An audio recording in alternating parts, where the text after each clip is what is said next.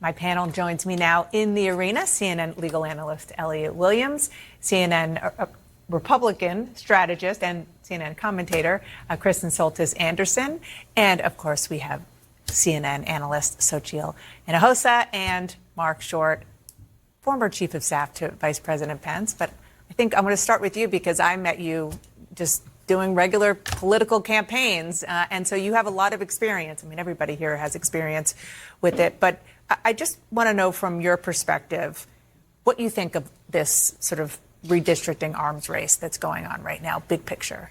I think big picture, end of the day, we basically end up where we are now. Really? That wherever Republicans pick up seats in Texas, they'll lose in California.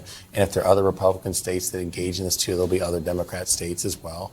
I think at the end of the day, that really what you're going to see is less of a plus minus on R versus D. And you're going to instead see incumbent Republicans in California replaced with freshman Republicans in Texas, and incumbent Democrats in Texas replaced with freshman Democrats in California. So you're going to continue to see less experience here and actually more and more newcomers. Yeah, and I also think that this isn't going to end here tonight with Texas. You've already seen from Democrats that they're planning on challenging this. I wouldn't be surprised if this goes all the way up to the Supreme Court. I think that there is a race at this point in both Texas and California because there is very limited time to get these maps placed and, passed and placed before any sort of primary election.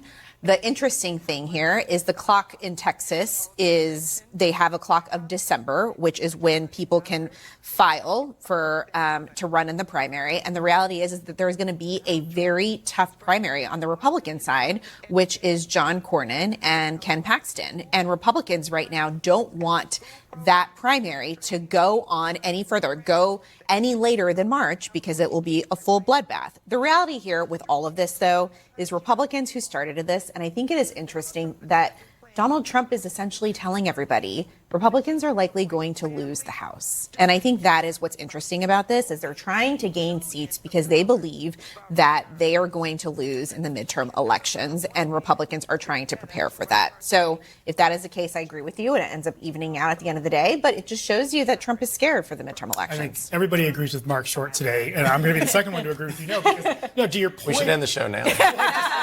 Drop the mic.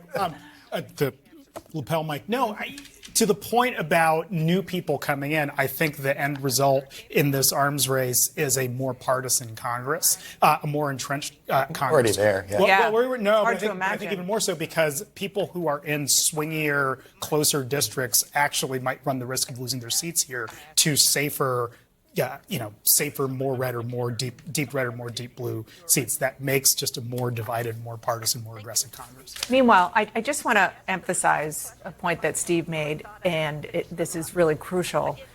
You said it, but we should say it again. When Texas is done, it's done. The map is done. When the maps are done, when the governor signs it into law.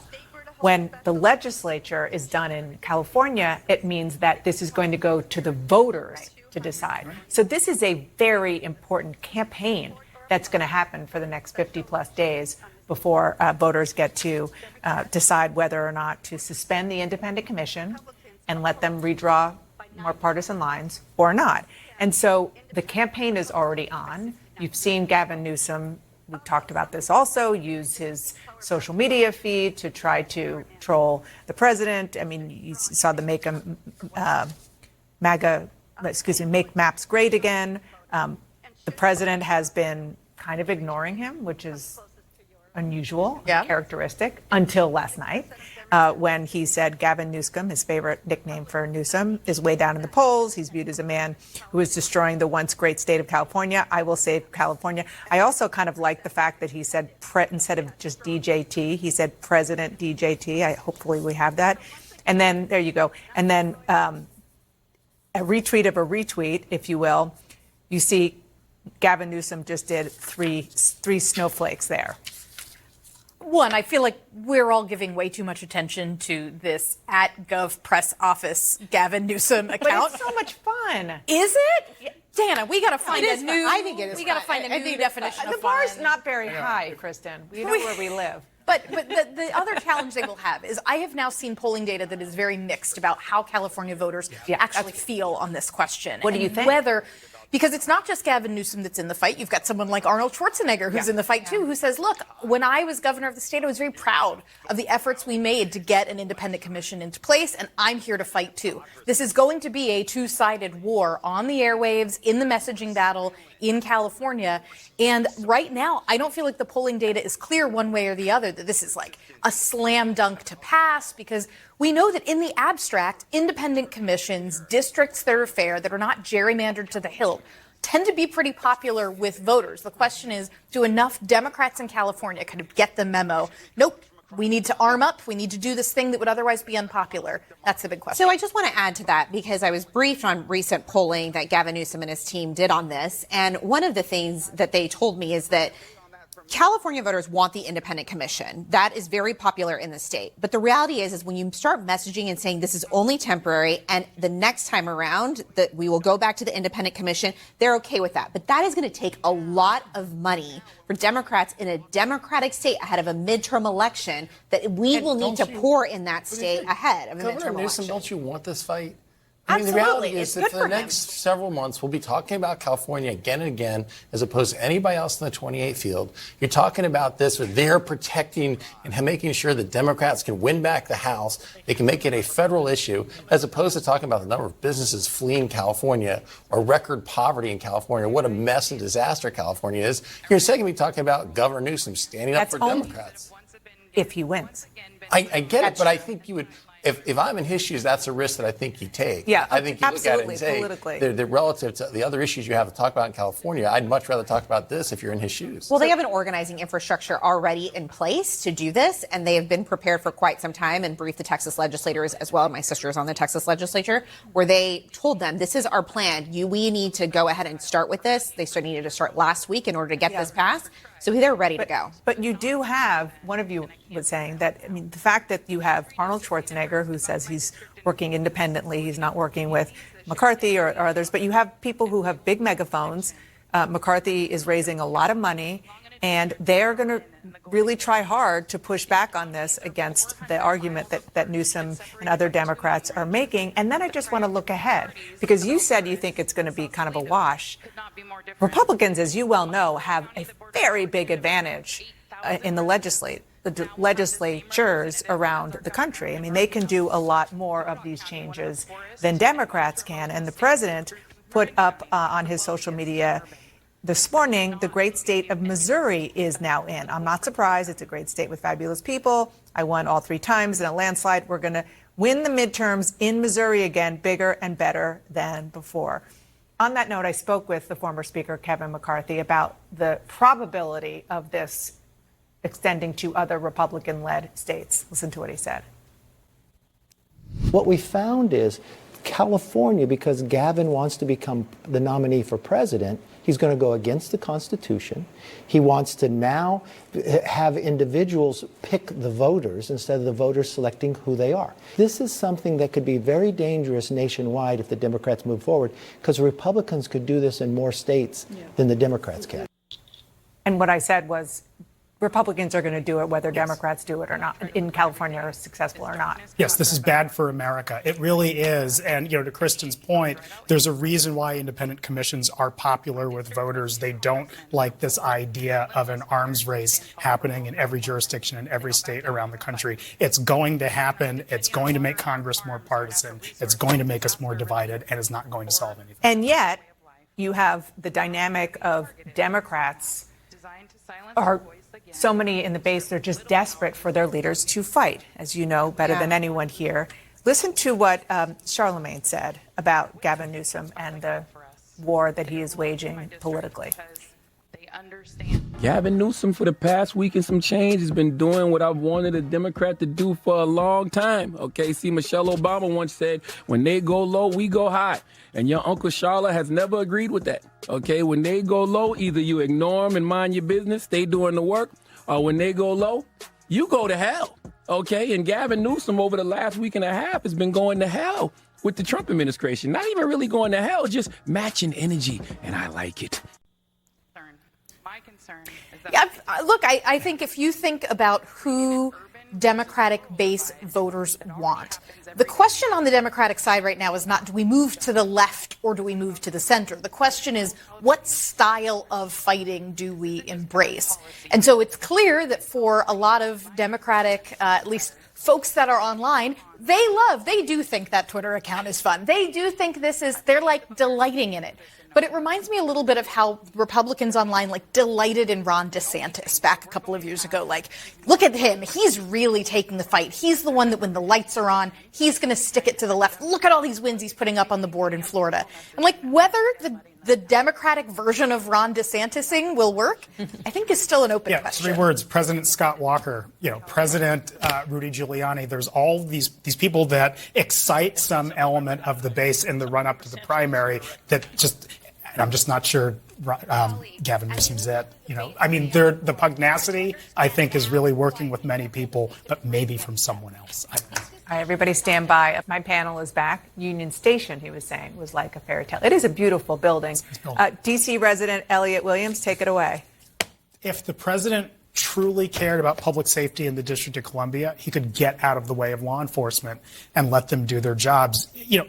I cannot underscore what an undertaking, number one, it is to have the President of the United States go anywhere. But number two, to have any senior leadership in government on a ride-along. Like, I know this from my days at ICE, where, yes, it's cool. Yes, the guys like showing their work off to the higher-ups, but everything has to be coordinated and choreographed to make it happen, and it slows down their work and makes them less efficient as law enforcement officers. This isn't about right or left or Donald Trump. It's literally about getting in the way of cops, and I think it's just a distraction for everybody. Marc? Look, I feel like D.C. is a mess. If it were a state, it'd have the highest murder rate in the country, and violent crime is way down in the last couple of weeks ever since he deployed troops. I got no problem with that. I do think there's an irony that in looking to act tough on crime and say, if you so much as spit any cop, we're going to arrest you, that his first action as president was to pardon everybody who directly assaulted cops on January 6th and did not deploy National Guard to secure our Capitol that day. And this is a photo op. I mean, just as Elliot said, there is a reason why during the inaugural parade, a president gets out of the car between the Justice Department and the FBI. Because it's the safest spot in the city. You say that as a former DOJ staffer. As a former DOJ staffer. It's the safest spot in the city where you are comfortable with the president taking that block to greet people. This sounds like a logistical nightmare. And the fact that he announced it ahead of time, I mean, if I were the Secret Service, I would be very concerned. I think in terms of moving forward here, this is all for show. This is, if he really cared about reducing violent crime, he would have invested more resources in the FBI and in prosecutors at the D.C. U.S. Attorney's Office. But now you actually have people scared to go to restaurants. It's hurting businesses. You have people scared to just go on the street. School starts next week. What is that going to look like? Is there going to be chaos there? So I think that D.C. residents don't like generally what is happening. I think they want to see an increase in law enforcement. But the National Guard, these are people for war, not people who should be making arrests based off of, carjackings and things like that. That's something for the FBI and local law enforcement to handle. So again, I feel like violent crime is way down since he did this. Again, my concern is not doing this. I just think that you basically, not only did you take your first action as pardoning, but you have somebody working at DOJ who said kill him on January 6th, referencing D.C. cops. Who was that? There's a DOJ political appointee. Oh, right. That guy. Smile. One thing that I keep thinking about is when he says it's a secret, except now it's obviously not a secret, is I do think a lot about the president's security situation, Yes. right? There have been assassination attempts on his life. That's right. And so this does not sound like a safe thing. And yet I cannot but wonder, is the sense of danger kind of the point? When I do focus groups with voters who are these kind of swing voters, especially younger men, and what was the appeal of Trump and why did they maybe switch and vote for him in 2024, the imagery of him doing tough stuff, the imagery from Butler sticks out in people's minds. And so I have to imagine that's part of his thinking in wanting to do this. Speaking of focus groups and polling, I do want to show back to the residents of D.C. what they think about these federal law enforcement officers in D.C., how they make you feel. This is according to the Washington Post data. More safe, 18%. Less safe, 61%. No difference, 20%. And then the question of view of the president taking control of the D.C. Police Department, support 17%, opposed 79%. That's not close. It's not close, but you know what it is? It's better than the amount of voters in D.C. that actually voted for Donald Trump in the first place. So oddly enough, I mean, it's not good numbers. There's no pollster out there that's going to tell you doing something that 79% of people oppose is good. But it is, there are some people in D.C., according to those numbers, who did not vote for Donald Trump, but nevertheless are saying, well, at least he's doing something This on is very serious stuff. Yeah. But it's never too serious for South Park to take it on. Jeez. Let's watch. Oh boy, I'm going to Washington.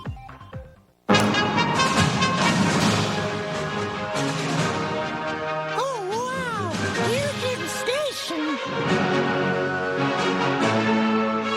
Wow, the Supreme Court.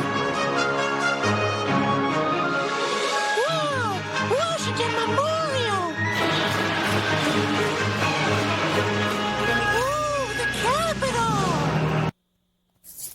Not exactly Towley, but we get it. Yeah, let me drop a little bit of criminology on you. And fundamentally, everybody in America, in the world, wants to feel safe. It's a basic human need. We can agree that lower crime rates are a good thing for everyone. However, I can assure you that District of Columbia residents many District of Columbia residents do not feel safer by seeing tanks rolling down the street. Old black folks in Washington, D.C. do not feel safer when fully tacked out military personnel are walking down the street. There are ways to make people feel safe and to lower crime rates that don't involve militarizing police departments and so on. And community policing that people have been pursuing for decades in America, where you actually go into communities, talk to leadership, work with mayors, work with police chiefs and so on, will make the public more safe. But this, I think we're all in agreement that there's a lot of photo opping happening here. Well, right. And you know, that these people who are serving the United States are kind of caught in the middle. Yes. And I've been reading some reporting about the leaders who certainly are not local leaders in specific areas of Washington, D.C., where there is really, really high crime, who were actually excited. They certainly don't agree with Donald Trump on like anything, but they were excited to get help with law enforcement. That's right. And these troops have not been in their neighborhoods because that's not where the cameras are, and that's not where the president's motorcade goes. Yeah, I used to live very close to Anacostia, and you would hear gunshots all the time. And you would get notifications on your phone that there was another shooting. You would hear ambulances. I don't think that the National Guard is in Anacostia. I don't think that they're in Trinidad. That South Park episode actually doesn't even show those neighborhoods. It's true that they are in highly populated areas, and I think that is part of the problem, is they're not there to protect the neighborhoods in need.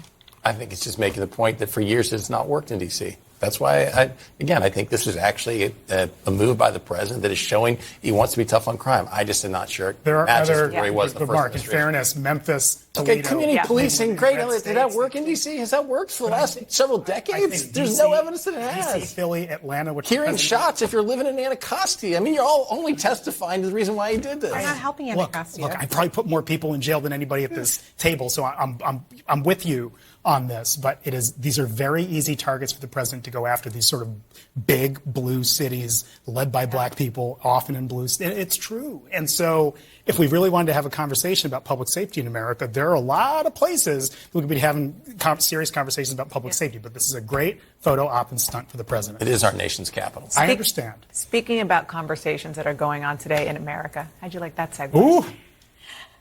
My panel is back now. So that CEO clip was from Tuesday. The tanking started after the right started going after this is woke. You guys can explain why and how this is woke. But I want to ask you, as somebody who works on data and with corporations, whether you think this was a good move to change. I think in and of itself, changing a font here or there's not a big deal. But the issue is when you send a signal, we're looking for new customers. We're not as interested in our old customers anymore. And going out and sending that signal, we're looking to turn the page, do what's next, does sometimes send that signal. If in politics terms, it's like telling your base, we're not interested in you anymore because I want to go after those swing voters, which is always a dangerous proposition. It is so much more expensive for a company to get a new customer than it is to retain an existing customer. And so I don't view this as like a left-right thing. I think it's kind of silly to turn it into that, but it definitely is a reach for a new generation that is doing so in a moment where I think people are looking for things that they are comfortable with and feel familiar and feel rooted in tradition. And so it just does feel like a bad So if we can put the new logo up, and Marc, maybe I'm not asking you to be the Donald Trump Jr. whisperer here, but I am asking, can you explain why people think that it's woke? Is it just taking the old guy out of there? I don't know. I don't feel like it's egregious as the Bud Light campaign, where I think that it was intentionally political. I think to Kristen's point, if you're saying we're going after new customers, as Bud Light said they were, I think it's offensive to people who are existing customers. But I can't try to pretend to be a Don Jr. Whisperer. I mean, I think at the time it's ironic that, that actually, despite all the outrage on the right, Don Jr. was actually trying to help Bud Light, and was actually, if you saw their commentary was actually much softer on Bud Light than some of the other companies that embrace woke campaigns. And I agree with everything that you're saying. And I also just want to add, we are in a place in our country that corporations are changing their practices because the right and Donald Trump, believe that they should not have DEI policies or diversity. They are bending the knee towards Donald Trump. You recently saw that of Apple. So I do think that the right and the MAGA base is used to corporations doing everything that Donald Trump wants, used to kind of corporations falling in line with what MAGA believes. And so I'm not surprised that MAGA sort of went after Cracker Barrel because they thought it was woke somehow. I'm not really sure how, but I find interesting to see the way corporations, besides Cracker Barrel, have really kind of gone to the right or kind of tried to please Donald Trump as much as possible. And I wonder how that's going to go if we end up with a Democratic president. Where are we going to say? What has Cracker Barrel done to try to bend the I'm saying knee to Donald Trump? except for Cracker Barrel. I'm saying they're upset because they have not. Setting this aside, when I think about a company like Cracker Barrel, there's a really fascinating analysis. Political analyst Dave Wasserman did this like a decade ago, where he basically found that in congressional districts that had a Cracker Barrel were significantly more likely to vote Republican, and congressional districts that had a Whole Foods were significantly more likely to vote Democratic. So it has been, as an institution, this kind of avatar, at least in political data world, of this is a place that's in rural parts of the country. It's in heartland parts of America. And so I don't think of this as a Trump MAGA kind of thing, but I do think of it as hey, this was an institution of the heartland. Why did they feel the need to break with that in any way? And that's why you're seeing this backlash. And it's also, again, the left-right woke. I hear what you're saying, and I totally forgot about that. But that's such a good point, the Whole Foods versus Cracker Barrel. But it's also just a human thing. Just it's if you're comfortable with a place because you go there and it looks familiar, it's this is more of a taste than a logo, but it's new Coke versus old Coke. Why? Right, and I also think post 2020, everyone, right and left, is on edge about battlegrounds that are being fought over products and over brands and so on. So even if Cracker Barrel wasn't doing anything that controversial, other than changing the interior and getting the granny's rocking chair out and taking the guy off, I'm glad they kept that gorgeous tawny goldenrod color that's so beautiful. But no, if that's all they were doing, fine. But I think everyone now in America, from Donald Trump Jr. to Soledad Inohosa, have in their heads that, wait a second, a battle is being fought here, and we have to dig in because this is our livelihood. It's pick your sides time. Yeah, sure, over Cracker Barrel. By the way, that is what we're talking about. Just to as long as I still get my chicken fried steak, I'll be okay. But it's a fried pork chop for me. I think that one thing that's underappreciated is I don't know to what extent really Trump was the instigator here. I think Trump is somebody who's a masterful marketer, and he saw that Americans were getting upset at the way corporate America was going woke, and he then embraced that messaging. Let's not forget, this is the guy who celebrated having trans contestants in his beauty pageants a few decades ago. Mm-hmm. This is not like he's been a cultural warrior his whole life, but he saw the American people getting frustrated and angry about this, and then he began to embrace it and adopt the campaign. And he wants to dance with the people who brung him. Yeah, for sure, that's smart politics. That's right. All right. Don't go anywhere. We'll be right back.